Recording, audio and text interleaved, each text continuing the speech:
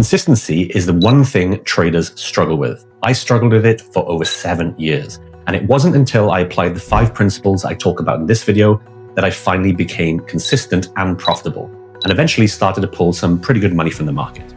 The principles in this video need to be followed. If you miss one of the principles, you will never make it. And I didn't make up these principles. I adopted them from successful millionaire traders.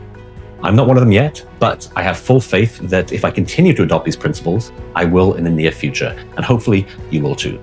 These principles were taken from books, interviews, podcasts, and rare trading letters from these people like Paul Tudor Jones, George Soros, Stanley Druckenmiller, Jesse Livermore, and more.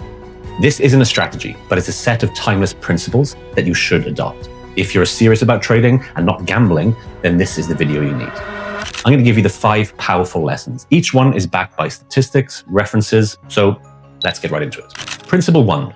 Let's get this out of the way. If you don't manage risk, you'll go broke.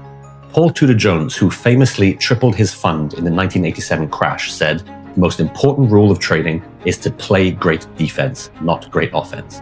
He never risked more than 1% of his capital per trade. He believed that capital preservation was the secret weapon behind compound growth. Think about that. If you lose 50% of your account, you need 100% to gain back to break even. And here's data to back it up. In 2021 analysis from Darwin X, which is the broker that I use, traders who stuck to a 1% risk per trade had a 38% higher probability of long-term profitability, regardless of the win rate. So let me give you an analogy. Money management is like wearing a seatbelt. You don't put it on because you plan to crash. You wear it so that when things may go wrong, you survive and drive another day. In trading, crashes happen daily. Surprise interest rate change, you're down 100 pips. You need to wear a seatbelt. So set your risk before you set your trade. It may seem obvious, but people neglect it. Principle 2 is cut losses and let your winners run. This is where most traders fail. They hold on to losers, hoping they'll reverse. They panic sell the winners too early. George Soros, regardless of what you think of him, built his legacy doing the exact opposite. He said it's not whether you're right or wrong, it's how much you make when you're right and how much you lose when you are wrong. In 1992, he shorted the British pound and made over $1 billion in a single day. He didn't just enter the trade, he continually added to it because the market confirmed he was right. That's the power of asymmetric risk. You cut the bleeding trades and ride that ones, the big moves. Here's a stat from FXCM Broker. The internal review found that the average losing trade was twice the size of winning trades among unprofitable traders.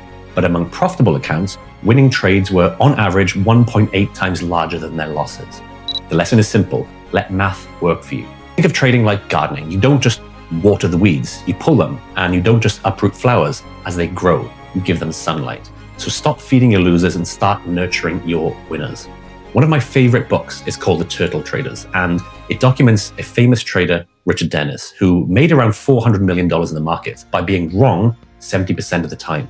He had a 30% win rate. And here's the kicker. He lets his winners run. And that is a principle I live by to this day, and is one of the biggest breakthroughs I had as a trader, was to adopt a trailing stop loss. You see lots of people online talk about win rates up in the 80s, 90s, 95s. It's garbage. Win rate is really irrelevant, and to maintain a win rate that high is next to impossible. So rather than focus on win rate, focus on your R, or your R adjusted returns, or risk to reward. I love using trailing stop losses as it allows you to catch huge moves. Principle number 3 is plan your trade or be the plan. Stanley Druckenmiller, the guy who basically helped Soros break the Bank of England, once said, "I've learned that mistakes are okay, but not having a plan is not okay." The plan means your entry, your stop, your target, and your rationale. Without a plan, you're not a trader. You're just basically pressing buttons. According to a study by Trading Sim, traders with a written plan had a 62% better risk-adjusted return than those who didn't. And journaling, the edge gets sharper. In 2020, a study from the CFA Institute showed that keeping up with a journal improved decision-making accuracy by 25%. You need to know not just what you're doing, but why. And here's the truth. Every great trader is obsessive about this. They don't just trust their memory, they document everything. It's like planning a trade is like flying a plane. You don't just all of a sudden take off without a flight plan. You have backup fuel, you have weather checks, and emergency landing plan. So why are you flying blind into the markets? Write down your plan, execute with precision, rinse and repeat. That's easy for me because I trade algorithmically. I wasn't a very good manual trader, and so trading algorithmically, the plan is really built into the system, and there's no human error from my side of executing the plan. Principle number 4 is overtrading will bleed you dry. Most traders don't blow their accounts in one trade. They bleed it out, one overtraded session at a time. Jesse Livermore said, "It was never my thinking that made me the big money. It was my sitting."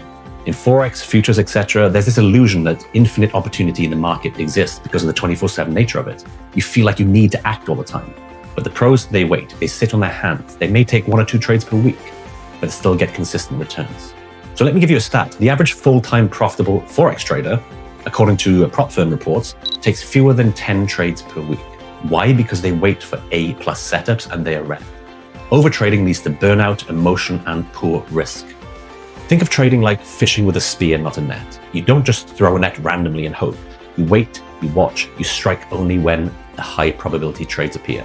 Be a sniper, not a machine gun. Take fewer trades, but make them count. Principle number 5 is this, your head. Mark Douglas, author of Trading in the Zone, nailed it. The consistency you seek is in your mind, not in the market. Think about that. The market is chaotic, but your reaction to it can be controlled. Studies by MIT show that traders make 40 to 60% of their mistakes due to cognitive bias, not a lack of knowledge. Fear of missing out, revenge trading, doubling down after a loss. These are the psychological failures, not strategy failures. The solution is to build rules that protect yourself from yourself. Set daily loss limits. Step away after 2 or 3 losing trades. Meditate, journal, whatever you need to do. Trading psychology is like driving with emotions. Imagine you're on the freeway and someone cuts you off. If you react emotionally, you crash. But if you breathe and stay in your lane, you make it home. Your brain is your edge, but only when you master it. For me, this is something that I always struggled with. I have an addictive gambling type personality, and no matter how much work I did on myself, I kept repeating the same mistakes. That's why I trade algorithmically. I've removed the biggest limiting factor to trading success, and that's me. So these aren't just notes, they're mental blueprint of multimillionaire successful traders. So let's recap. You manage money like a bodyguard. You cut losers fast and you let winners run. You meticulously plan every single move. You trade less and win more, and your mindset prints or destroys your account. Don't chase shiny indicators, master these principles, and you'll finally have the trader's edge. If you want to know how I trade algorithmically, hit the link below this video and you'll be taken to a short 5-minute case study. Happy trading.